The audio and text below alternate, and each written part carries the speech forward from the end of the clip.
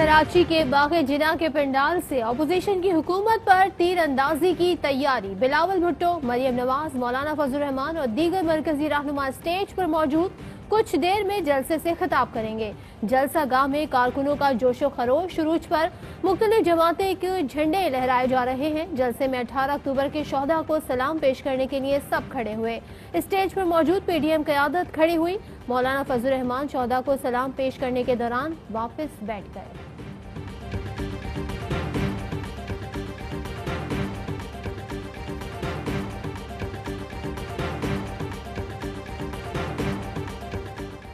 एक तरफ 11 जमातें, दूसरी तरफ तने तनहा कप्तान। बाग़े जिना कराची में सिंध की हुक्मरान जमात पीपल्स पार्टी, नून लीग और जमीयत उलमा इस्लाम फेज समेत 11 सियासी जमातों का पिंडाल, मगर दिखा न पाई 2011 जैसा कमाल। कप्तान ने 25 दिसंबर के जलसे में तारीख रकम कर दी थी। तहरीक इंसाफ के जलसे में बाग़े जिना में तिल धरने की जगह न थी। उसी जलसे ने मुल्क की सियासत को नए रुख पर मोड़ दिया था। मरियम नवाज की हाजिरी के वक्त मजार कायद की बेहुरमती। कैप्टन रिटायर्ड सफदर ने मजार के अंदर सियासी नारे लगवा दिए। मुस्लिम लीग नून के कारकुनों ने मजार कायद के तकद्दुस का भी ख्याल न रखा। मजार के मरकजी गेट पर नून लीगी कारकुनों की धक्कम पेल, मतवाले आपस में लड़ पड़े। एक कारकुन मोबाइल से फुटेज बना रहा था। दूसरे कारकुन का धक्का लगने से मोबाइल फोन गिर गया, जिस पर झगड़ा हुआ। PDM के जलसे में भी बदनज़मी। कारकुन नापे से बाहर कवरेज करने पर ARY न्यूज के एंकर को रोकने की कोशिश। खवातीन इंक्लोजर में कई मर्द घुस गए। सवाल पूछने पर एंकर पर गुस्सा।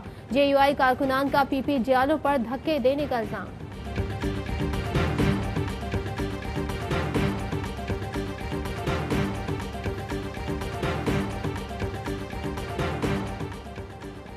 बाबा कौम के मज़ार को अपनी सियासत के लिए इस्तेमाल करना नाकाबिल मजम्मत और शर्मनाक है। वज़ीर इत्तलात शिबली फराज कहते हैं, मोहसिन पाकिस्तान के मज़ार पर जाकर माफी मांगते कि हमने इनके बनाए वतन को बेदर्दी से लूटा। बाबा रावान कहते हैं, बेअदब बेमुराद जिनकी मंजिल मेफेयर मनी लॉन्ड्रिंग तिजारत है, वो मज़ार कायद पर बेनकाब हुए। फयाज चौहान का कहना है, मरियम नवाज और उसके मियाँ ने जो मज़ार कायद पर किया उस पर कौम से माफी मांगे। शहबाज गिल कहते हैं, क्या कभी बाबा कौम के मज़ार पर ऐसी हरकतें पहले हुई? वाकई इन बच्चों ने एक पैसा हलाल का नहीं कमाया। कानून के तहत मज़ार कायद के अंदर सियासी नारे या सरगर्मी नहीं की जा सकती। MPA राजा अजहर कहते हैं, मज़ार कायद का तकद्दुस पामाल करने पर नून लीगियों के खिलाफ मुकदमा कराऊंगा।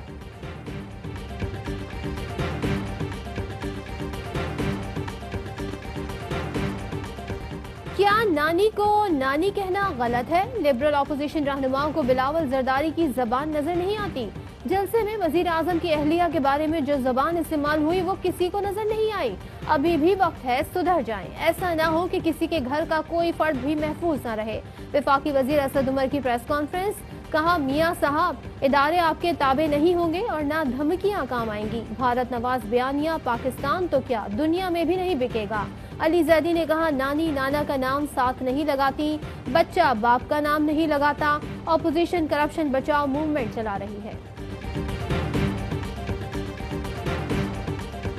कराची की सड़कों पर अनोखा मंजर। कल तक एक दूसरे को कहते थे गद्दार, आज बने हैं पक्के यार। पीपल्स पार्टी ने नवाज शरीफ, शहबाज शरीफ और मरियम नवाज की बड़ी बड़ी तस्वीरें सड़कों पर लगा दी। नून लीग और पीपल्स पार्टी माजी में एक दूसरे पर शदीद तनकीद करते रहे। शहबाज शरीफ ने आसिफ जरदारी को घसीटने की बातें की। बिलावल ने नवाज शरीफ को मोदी का यार कहा था। शाह महमूद कुरैशी कहते हैं, अफवाज पाकिस्तान को निशाना बनाना किसी पाकिस्तानी का एजेंडा नहीं हो सकता। बिलावल भुट्टो, भारत के बयानी का हिस्सेदार ना बने। नवाज शरीफ की सेहत देखकर लगता है कौम के साथ नाटक रचाया गया। निजाम रुखसत हुआ तो आपके हाथ कुछ नहीं आने वाला। वजीर रेलवे शेख रशीद ने कहा, नवाज शरीफ ने गैर जिम्मेदाराना तकरीर की। पाक फौज को नुकसान पहुँचाने की कोशिश में खुद को नुकसान पहुँचेगा। खुशी है इमरान खान फ्रंट फुट पर आ गए हैं। वफाकी वजीर फैसल वाडा कहते हैं, नवाज शरीफ फौज की किरदार खुशी करके भारतीय बयानिए को आगे बढ़ा रहे हैं। MQM पाकिस्तान बन सकती है तो मुस्लिम लीग नून पाकिस्तान क्यों नहीं?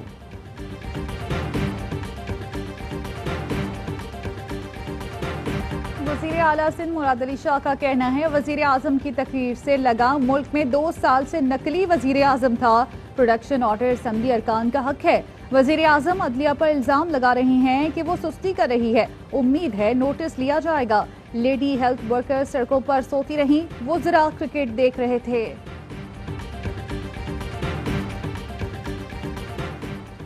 वजीर आजम का तकरीर के दौरान किताब का हवाला मुराद सईद ने सफात ट्वीट कर दिए। कहते हैं किताब में दर्ज है करप्शन से कैसे जरदारी ने नाम बनाया, कैसे मिस्टर 5% से 10% का सफर तय किया। किताब में अमेरिका, बर्तानिया, फ्रांस, स्विट्जरलैंड में जायदादों का भी जिक्र है। ये लोग इसी लूट की छूट चाहते हैं जो होना नहीं।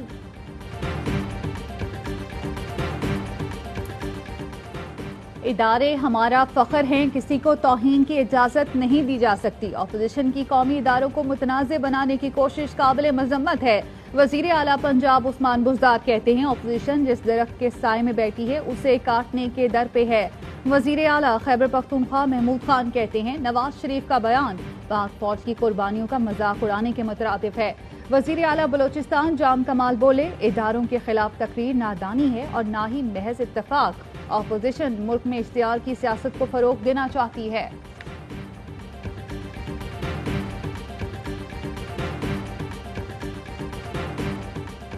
कौम पूछना चाहती है नवाज शरीफ को लंदन क्यों जाने दिया। मुस्लिम लीग के रहनुमा एजाजुल हक कहते हैं पाक फौज एक इदारा है जिसके पीछे 22 करोड़ अवाम है। नवाज शरीफ ने फौजी अफसरों को रिश्वत देने की कोशिश की। नवाज शरीफ की हर आर्मी चीफ से लड़ाई क्यों हुई। पीपल्स पार्टी, नून लीग और शरीफ फैमिली को ऐसा चक्कर देगी पता भी नहीं चलेगा।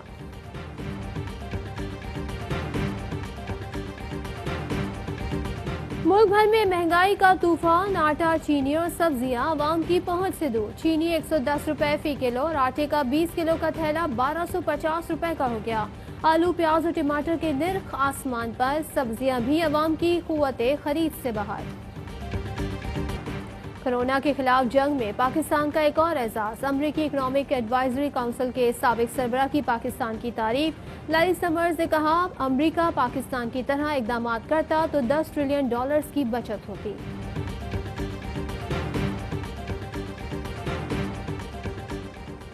7 माह बाद मस्जिदुल हराम में आम शहरियों को नमाज अदा करने की इजाजत। मोबाइल ऐप के जरिए इजाजत लेना होगी। उम्रे के दूसरे मरहले का भी आगाज हो गया। एक दिन में 15,000 अफराद सआदत हासिल कर सकेंगे। दरबार आलिया गोलरा शरीफ में पीर मेहर अली शाह के 86वें उर्स की तकरीबात। इख्तितामी दुआ में शिरकत के लिए ज़ायरीन की बड़ी तादाद पहुंच गई।